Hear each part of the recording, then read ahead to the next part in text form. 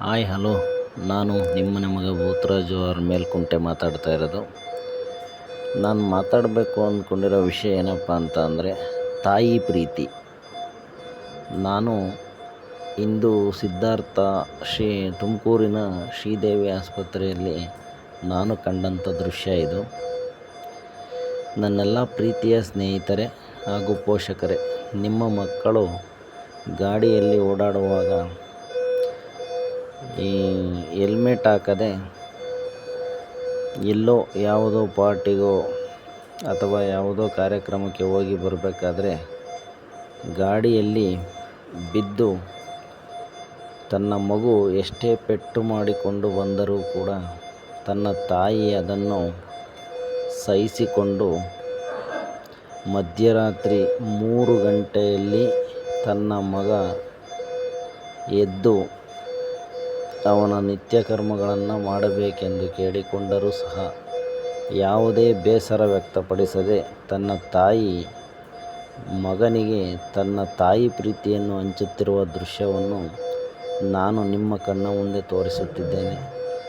ದಯವಿಟ್ಟು ನನ್ನೆಲ್ಲ ಪ್ರೀತಿಯ ಸ್ನೇಹಿತರು, ನಿಮ್ಮ 2 ವೀಲರ್ಗಳನ್ನು ಬಳಸುವಾಗ ಅದರ ಜೊತೆ ಒಂದು ಹೆಲ್ಮೆಟ್ ಕೂಡ ಬಳಸಿ ತಮ್ಮ ತಲೆಯನ್ನು ಸುರಕ್ಷಿತವಾಗಿಟ್ಟುಕೊಳ್ಳಿ. ತಮ್ಮ ಅಮೂಲ್ಯವಾದ ಜೀವನವನ್ನು ಹಾಳು ಮಾಡಿಕೊಳ್ಬೇಡಿ. ದಯವಿಟ್ಟು ನನ್ನ ಈ ಮಾತುಗಳಿಂದ ಏನಾದರೂ ಬೇಸರವಾದರೆ ದಯವಿಟ್ಟು ತಪ್ಪಾಗಿ ತಿಳಿಯಬೇಡಿ. ತಾಯಿ ಪ್ರೀತಿಯ ಮುಂದೆ ಯಾವ ಪ್ರೀತಿಯೂ ಇಲ್ಲ ಎಂದು ತೋರಿಸಿಕೊಡುತ್ತಿರುವ ದೃಶ್ಯವಿದು. ದಯವಿಟ್ಟು ಎಲ್ಲ ನನ್ನ ಪ್ರೀತಿಯ ಸ್ನೇಹಿತರು, ಮಕ್ಕಳು, ಅದರಲ್ಲೂ ವಯಸ್ಸಿಲ್ಲದ ಮಕ್ಕಳಿಗೆ ಗಾಡಿಗಳನ್ನು ದಯವಿಟ್ಟು ಮಕ್ಕಳ ಕೈಗೆ ಕೊಡಬೇಡಿ. ಯಾವುದೇ ಸುರಕ್ಷತೆ ಇರುವುದಿಲ್ಲ. ಮಕ್ಕಳು ಹೆಲ್ಮೆಟ್ ಹಾಕುವುದಿಲ್ಲ. ತನ್ನ ಖುಷಿಯಲ್ಲಿ ಗಾಡಿಗಳನ್ನು ಓಡಿಸಿ ತಮ್ಮ ಅಮೂಲ್ಯವಾದ ಜೀವನವನ್ನು ಹಾಳು ಮಾಡಿಕೊಳ್ಳುತ್ತಿದ್ದಾರೆ. ದಯವಿಟ್ಟು ಎಲ್ಲ ಪೋಷಕವೃಂದದರೂ ಕೂಡ ತನ್ನ ಮಕ್ಕಳ ಸುರಕ್ಷತೆ ಬಗ್ಗೆ ಗಮನ ಹರಿಸಿ. ತಾವುಗಳು ಕೂಡ ಅಷ್ಟೇ. ನೀವು ಹೆಲ್ಮೆಟ್ ಹಾಕೋದನ್ನು ಕಲಿತುಕೊಂಡರೆ ತಮ್ಮ ಮಕ್ಕಳು ಕೂಡ ಅದನ್ನು ರೂಢಿಸಿಕೊಳ್ಳುತ್ತಾರೆ.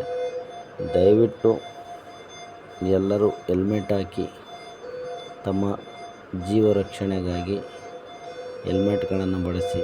ತನ್ನ ತಾಯಿ ಮಗುವಿನ ಚಿಂತಾಜನಕದ ಸ್ಥಿತಿಯನ್ನು ಅನುಭವಿಸುತ್ತಿರುವ ದೃಶ್ಯವನ್ನು ನಾನು ನೇರವಾಗಿ ಸೆರೆ ಹಿಡಿದಿದ್ದೇನೆ. ದಯವಿಟ್ಟು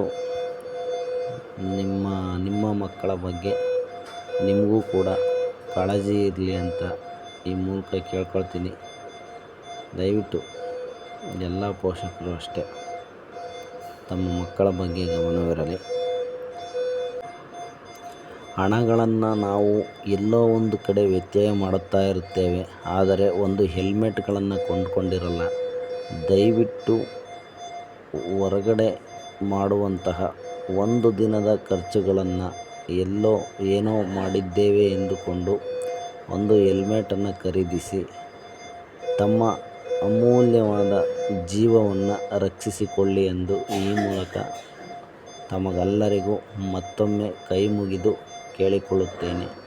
ಆ ತಾಯಿಗಳು ಪರದಾಡುತ್ತಿರುವ ದೃಶ್ಯಗಳನ್ನು ನೋಡಿ ಇರುವ ಒಬ್ಬ ಮಗನನ್ನು ಉಳಿಸಿಕೊಳ್ಳಬೇಕೆನ್ನುವ ಹಂಬಲದಲ್ಲಿ ತನ್ನ ತಾಯಿ ಮಗನ ಜೀವಕ್ಕಾಗಿ ಹೋರಾಟ ನಡೆಸುತ್ತಿದ್ದಾಳೆ.